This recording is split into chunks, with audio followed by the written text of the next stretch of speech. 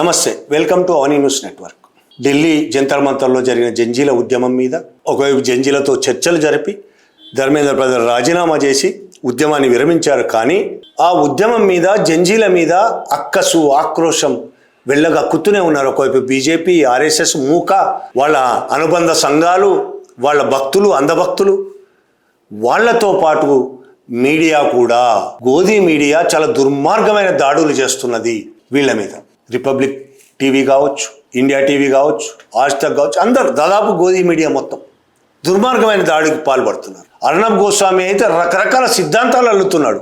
వీళ్ళు చైనా ఏజెంట్లని, పాకిస్తాన్ ఏజెంట్లని, బంగ్లాదేశ్ నుంచి వీళ్ళకి సహాయం అందుతుందని, అమెరికా ఏజెంట్లని, అమెరికా వీళ్ళని నడిపిస్తున్నదని, డీప్ స్టేట్, అమెరికాలోని డీప్ స్టేట్ వీళ్ళని నడిపిస్తూ రకరకాల ప్రచారాలు చేస్తూ దానికి ఇవి ఆధారాలు, ఇవి సాక్ష్యాలని బోగస్ ఆధారాలు, సాక్ష్యాలతో ప్రచారం చేస్తున్నాడు.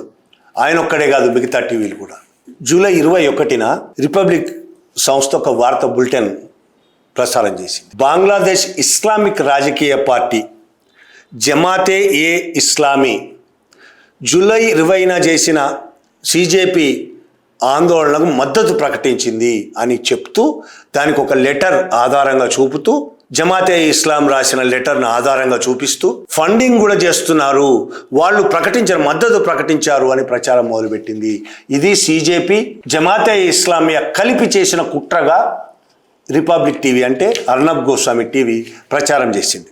గతంలో షహీన్ బాగ్ ఉద్యమం, రెడ్ ఫోర్ట్ దగ్గర జరిగిన ఉద్యమం, ఆ దాడులకు సంబంధించి ఏదైతే ప్రయత్నం చేశారో, ఏదైతే టూల్ కిట్ ఉపయోగించారో, ఇప్పుడు కూడా అదే టూల్ కిట్ ఉపయోగిస్తున్నారు వీళ్ళందరూ అని, వీళ్ళందరూ కావాలనే పోలీసుల మీద దాడి చేశారని, అనేక మంది అధికారులను కావాలనే గాయపరిచారని కూడా అర్నబ్ గోస్వామి ఛానల్, అర్నబ్ గోస్వామి ప్రచారం చేస్తున్నారు. ఇక జమాతే ఈ ఇస్లామీ ఒక లేఖ ఏదైతే వీళ్ళు ప్రచారం చేస్తున్నారో ఆ లేఖను చూపిస్తూ ప్రచారం చేస్తున్నారో, ఆ లేఖ నిజమా కాదా, అది లేఖ వాళ్లే కల్పించారా, రిపబ్లిక్ టీవీయే కల్పించిందా, లేదు మూక ఉంది కదా, ఎలాగూ పరివారపు ఐటీ సెల్లు అటువంటి లేఖను సృష్టించి సోషల్ మీడియాలో వదిలేయా అనేది తెలుసుకోవడం కోసం ఆల్ట్ న్యూస్ ఒక ప్రయత్నం చేసింది. ఆల్ట్ న్యూస్ అనేది ఫ్యాక్ట్ చెక్ వెబ్సైట్, అది అన్నిటిని ఫ్యాక్ట్ చెక్ చేస్తుంటుంది. దానికోసం చాలా అద్భుతమైన పరిశోధన చేస్తుంది. అది ఈ లేఖను చూపిస్తూ ఒక రిపబ్లిక్ టీవీయే కాకుండా న్యూస్ ఎక్స్, న్యూస్ 18 లాంటి సంస్థలు కూడా ప్రచారం చేశాయి. అట్లే కొన్ని సోషల్ మీడియా అకౌంట్లు కూడా దీని మీద ఆ లేఖను చూపిస్తూ ప్రచారం చేశాయి. దీన్ని ఆల్ట్ న్యూస్ పరిశీలించగా లోగోతో సహా జమాతే ఇస్లామియా అనే లోగోలో బంగ్లాదేశ్ అని ఉంటుంది. ఆ లోగో కూడా తప్పే, ఏతో తయారు చేసినట్టున్నారు. లోగో కూడా తప్పే, బంగ్లాదేశ్ స్పెల్లింగే తప్పు, బంగ్లాదేశే అని వస్తుంది. బంగ్లాదేశ్ చివరికి ఈ రాదు, ఈ బంగ్లాదేశే అని లోగోలో వస్తుంది.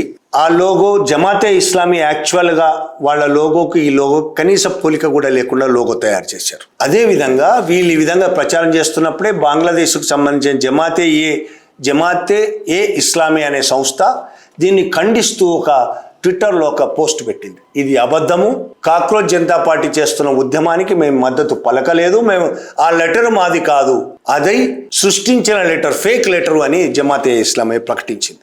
అలాగే తమ పార్టీ ప్రకటించే ఏ అధికారిక ప్రకటనలోనైనా ఆ లెటర్ హ్యాడ్ పేపర్లో అధికారిక రిజిస్టర్డ్ చిరునామా కానీ రిఫరెన్స్ నెంబర్ కానీ ఖచ్చితంగా ఉంటాయి, కానీ అందులో లేవు అనేది వాళ్ళు చూపెట్టారు. అలాగే ఆ పత్రం ఫార్మెట్, డిజైను తాము ఉపయోగించే డిజైన్ కానీ ఫార్మెట్ కానీ కాదు, మా లెటర్ హెడ్ అటువంటి ఫార్మెట్లో ఉండదు అనేది వాళ్ళు ప్రకటించారు. అది నిజమని ఆల్ట్ న్యూస్ పోలికలతో సహా ఆల్ట్ న్యూస్ నిరూపించింది. అలాగే Alt News Sightengine, Hive moderation, TruthScan వంటి ఏ డిటెక్షన్ టూల్స్ను ఉపయోగించి రిపబ్లిక్ టీవీ, న్యూస్ ఎక్స్ ప్రచారం చేస్తున్న ఆ లెటర్ ఫేకా కాదా అని తేల్చడానికి ఆ ఏఐ ద్వారా అనేక తనిఖీలు చేసి అది ఏఐ ద్వారా సృష్టించింది అనేది తేల్చింది. చివరికి ఒక అబద్ధపు వార్తను కావాలని ప్రచారం చేయడం ఎలా చేస్తున్నది అనేది ఇదొక ఉదాహరణ.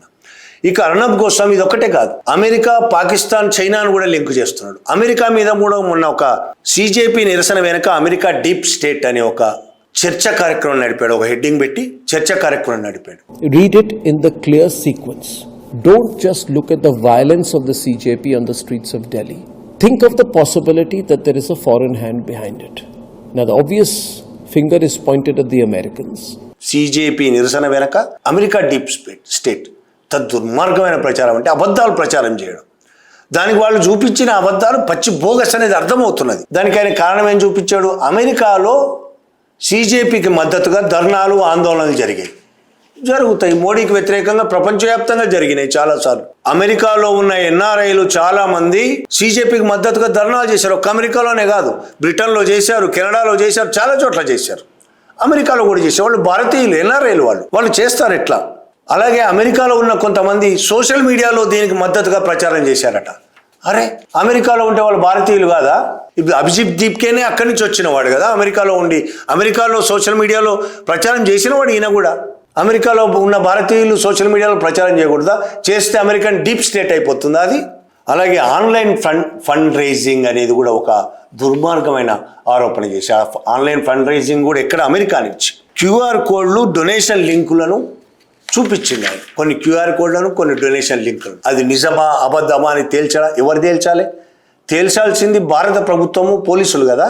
ఇప్పటివరకు దాని మీద వాళ్ళ వైపు నుంచి ఎటువంటి స్పందన లేదు. మరి అదొక్కటే కాదు, క్యూఆర్ కోడ్లు, కొన్ని స్క్రీన్ షాట్లు చూపించాడు కదా, దానికి ఆధారంగా బ్యాంక్ ఆధారాలు చూపించాడా? దానికి ఖచ్చితంగా వచ్చాయంటే ఏదో బ్యాంకులో వస్తాయి కదా. క్యూఆర్ కోడ్లో హైదరాబాద్కో, భారతదేశానికో, ఢిల్లీకో అక్కడి నుంచి డబ్బులు వచ్చాయంటే ఇక్కడ ఏదో ఒక బ్యాంక్ అకౌంట్కు డబ్బులు రావాలి కదా. మరి ఆ బ్యాంక్ అకౌంట్ వివరాలు ఎందుకు చూపించలేకపోయాడు?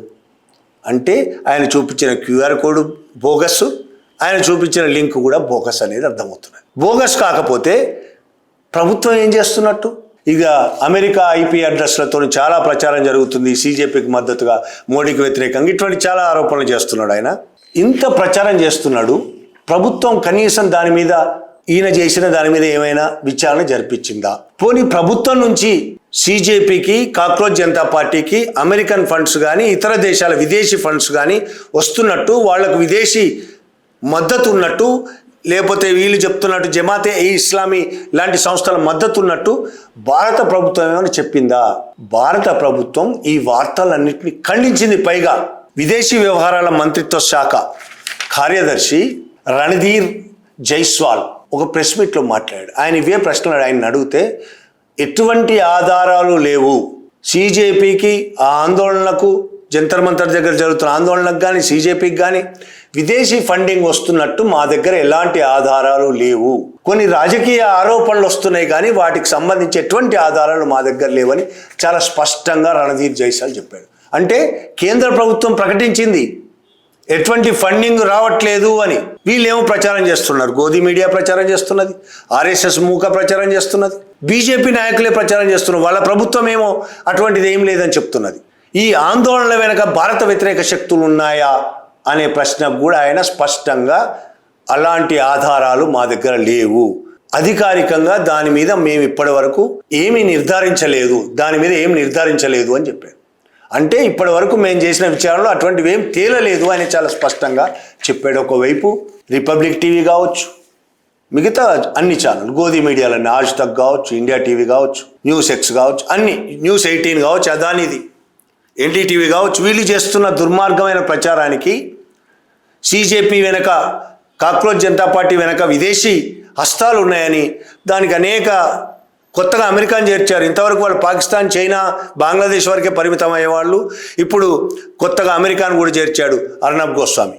ఈ అన్ని దేశాలకు సంబంధించి వీళ్ళకు మద్దతు అందుతుందని చేస్తున్న దుర్మార్గమైన అబద్ధ ప్రచారాన్ని భారత ప్రభుత్వమే ఖండించిన తర్వాత, వాళ్ళ ప్రభుత్వమే, వాళ్ళ నాయకులే, నాయకులు పరిపాలిస్తున్న ప్రభుత్వమే, మోడీ అమిత్ షాల ప్రభుత్వమే, హోంశాఖే ప్రకటించిన తర్వాత, విదేశీ వ్యవహారాల శాఖ ప్రకటించిన తర్వాత ఇంకా అదే ప్రచారం చేస్తున్నారంటే ఏమనుకోవాలి వీళ్ళను? వీళ్ళ ప్రచారం, ఇటువంటి అబద్ధ ప్రచారాలు చేస్తున్నందుకు ప్రభుత్వం ముందు వీళ్ళ మీద చర్యలు తీసుకోవాలి. వీళ్ళని లోపలేయాలి. అర్నబ్ గోస్వామిని కానీ, మిగతా ఛానల్స్ని కానీ మూయించేసేయాలి. ఛానల్ని మూయించేసి అబద్ధ ప్రచారం చేసి దేశాన్ని విచ్ఛిన్నం చేయడానికి ప్రయత్నిస్తున్నందుకు, శాంతి భద్రతలకు నాశనం చేయాలని ప్రయత్నిస్తున్నారు వీళ్ళు. కాబట్టి వీళ్ళని ముందు ఛానళ్లను మూసేసి వాళ్ళని అరెస్ట్ చేసి లోపలేసేయాలి. ఇటువంటి దుర్మార్గ ప్రచారం చేస్తున్న ఆర్ఎస్ఎస్ మూకను అరెస్ట్ చేసి లోపలేయాలి. వీలైతే ఇంకా ఆర్ఎస్ఎస్ను బ్యాన్ చేయాలి. ఇది చేసే సాహసం భారత ప్రభుత్వం చేస్తుంది. సాహసం కాదు, భారత ప్రభుత్వం నిజాలు చెప్పక తప్పదు కాబట్టి కొన్ని చెప్తూనే ఉంటుంది. ఆ నాయకులు మోడీ అండ్ అమిత్ షాలు కింద స్థాయిలో వాళ్ళతోని ఇలాంటి దుర్మార్గ ప్రచారం చేయిస్తూనే ఉంటారు. ఇది వాళ్ళ రెండు ముఖాల ధోరణి. Thank you very much.